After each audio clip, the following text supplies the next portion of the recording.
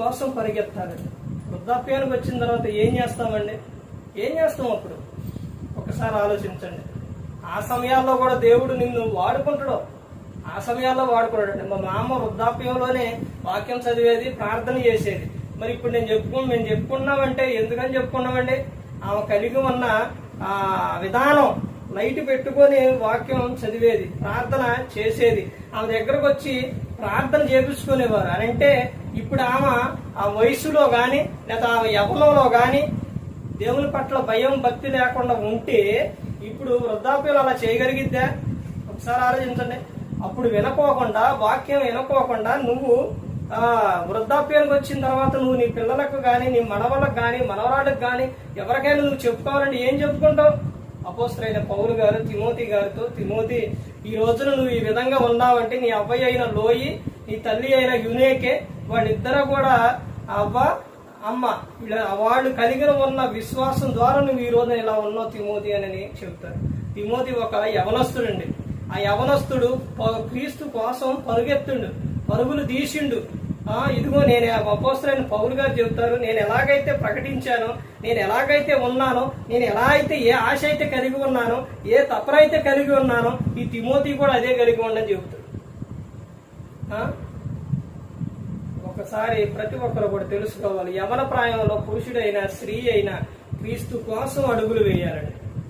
అంతేగాని నీ యవనాన్నంతా లోకానికి ఇచ్చేసి, నీ యవనాన్నంతా అపవాది చేతిలో పెట్టేసి మొత్తం అయిపోయిన తర్వాత ప్రభువా అంటే ఏమైనా ప్రయోజనం ఉందా? ఏం చేయగలుగుతావు?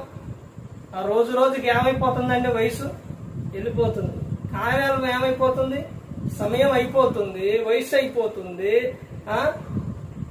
ఇక వెళ్ళిపోయే టైం కూడా అయిపోతుంది. మనిషి భూమి మీదకి వచ్చి ఎన్ని సంవత్సరాలు అయ్యింది?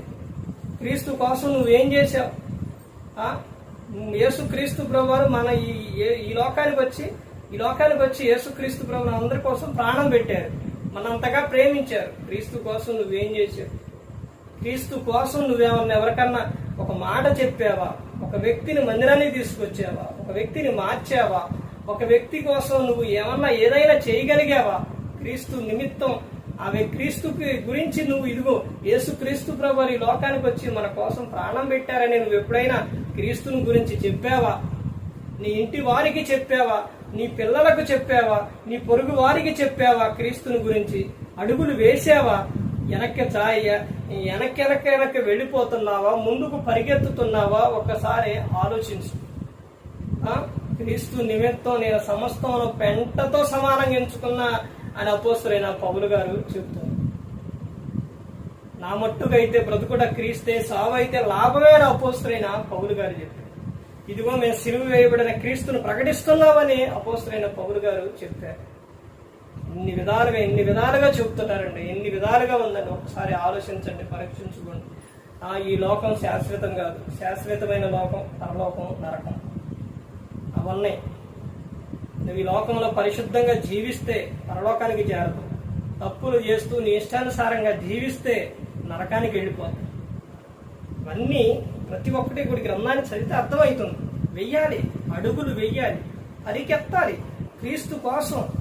ఇదిగో నా పనిని నేను సంపూర్ణంగా నెరవేర్చాను, నాకు పరలోకంలో ఏముంది? జీవ కిరీటం అక్కడ నాకు ఉంది.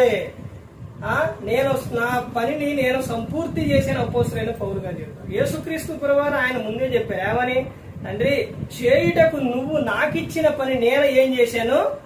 ఈ లోకంలో సంపూర్తిగా చేశాను, నీ చిత్తమును నేను నెరవేర్చాను అని చెప్తారు. మనందరి కోసం యేసుక్రీస్తు ప్రభువారు ఈ లోకానికి వచ్చి సిలువలో తన ప్రాణాన్ని పెట్టారండి.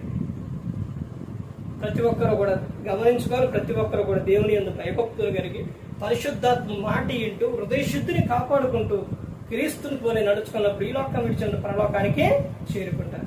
మరి ఈ విధంగా నిలబెట్టి మాట్లాడించిన తండ్రి దేవునికి కృతజ్ఞతాస్తుతులు చెల్లిస్తూ ఎంతవరకు శ్రద్ధగా ఉన్న మీకు ప్రభు పేరున హృదయపూర్వకంగా చెల్లిస్తూ ఈ మాటలు ముగిస్తున్న అందరికీ